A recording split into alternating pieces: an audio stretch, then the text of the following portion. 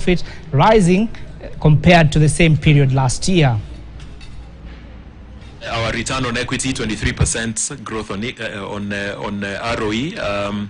But because in the year 2022, we needed to make a decision that will propel us for the future, the board yesterday decided to recommend a dividend of 1 shilling, which together with the interim that we had paid earlier in the year of 1, brings the total dividend payout to 2 shillings per share. And I know this is lower than what we paid the previous year of 3 shillings. But what I would want to say is that taking decisions for investment, we always have to have a longer term view in mind.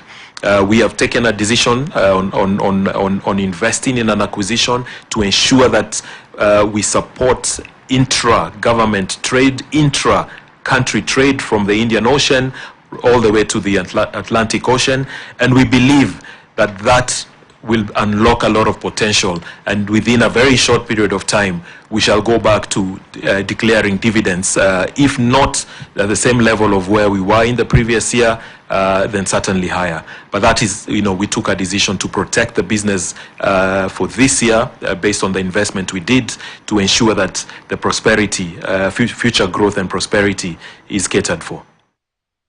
Right now, still remaining with matters KCB results. Now, I spoke to KCB Group CEO Paul Russo on a number of issues ranging from the shortage of the dollars in the market, as well as their continued investment in other markets within the EAC region.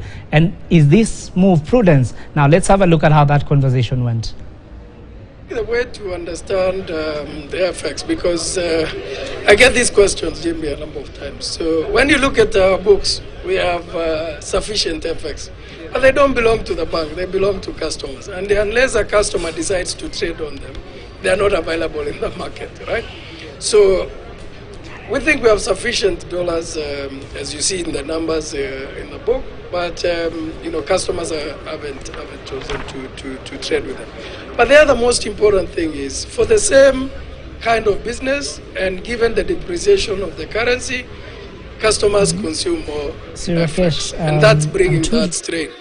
And as well as what you've seen about on fuel, it does put in a lot of demands for the oil marketers. What I've seen in the actions both government and ourselves are taking is we are working together collectively to resolve that. And I'm a firm believer of the G2G on fuel to try and reduce that strain. So there is no question about it. The customers are not getting sufficient request. Some of them customers thinking, because when I want them I'll not be able to get, let me ask for it now.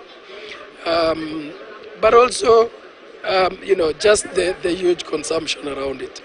It has to take the collective to resolve it. When you look at your loan book composition, what are some of the sectors that you are concerned about as and given the trend that you've seen over the last 2 years? I think so it's mixed bag, because remember hospitality was one of our biggest areas of worries. We've seen that pick up, and our credit director spoke about it. But Jimmy, we continue to worry about contractors who are not paid, right? Particularly those that did work for county governments and government. That's not in question, and I will not be controversial in speaking around that. And that goes to unpaid bills. So our outlook is that government be able to fund the unpaid bills, particularly for these parties, because they can't do any new job because of the element that we have. So I have a concern around that, and now we're able to support that group. But as we have challenges that we see today, manufacturing will come under strain. And we need to work together to try and find how to support manufacturing. Because already it was dwindling in contribution to GDP, yet it is the highest opportunity for employment. So if you have a worry around that, we're speaking today when it rained, Jimmy. Yeah. If you had asked me this question yesterday, I'll tell you, I'm worried about agriculture and anybody in that sector. Yeah. Will these rains continue for us to have food production sufficient? I pray. But that is an area that we have to be concerned about, because we need food production to just relieve the pressure on certain fronts to allow us to focus on other areas. Right? Yeah. All right, Paul, lastly, before I let you go, of course, the question of revenue streams, and we've seen a lot of banks divesting from government securities and looking for other areas to invest their money, and also just expanding their loan book. Now, as far as KCB is concerned, what is your strategy? We are seeing a lot of investment into different markets. Is this going to continue? And also locally, what are the other things that measures that you're putting in place to ensure that you increase your revenues? So one of the things that, and you look at our numbers, I'm a firm believer in lending. You can't be KCB and you put your investment in government securities and that is it, right? If think about what will happen if all of us just went into the easier government securities. We have to push our core banking business out. Take a bet on our customers, on lending, and grow interest income. Secondly is we have to commercialize DRC acquisition.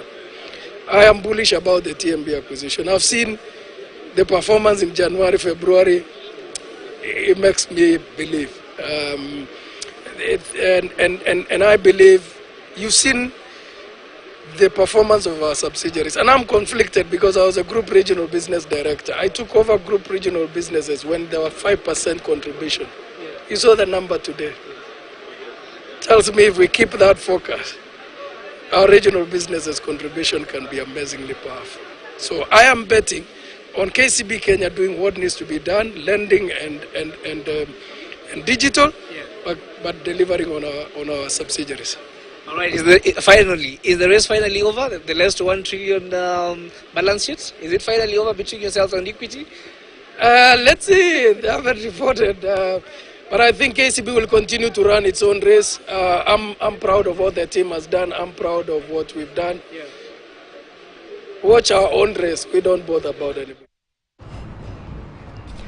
All right, quite a competitive industry there. Now, as drought continues to ravage the country, water and sanitation and sustainable practices among the young generation is key. This is according to VC Njenga Munene after Zitech University entered into a pact with Water Service Provider Association WASPA to promote climate change sustainability practices through innovation and research. As we are speaking now, there are two issues that are affecting the world. We are not away from the effects of COVID-19 pandemic, and climate change is a very, very big issue. Now, water as a resource is also becoming a challenge, and we are also categorized as a water-scarce and stressed country. It calls for innovation. This is a very important area because when you are talking of a higher institution of learning, this is where you have new thinking, new ideas. There'll be research and development. There'll be capacity building.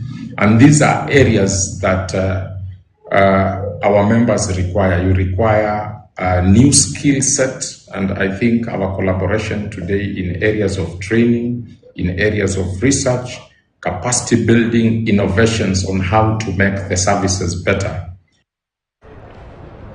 All right, and that story there now leads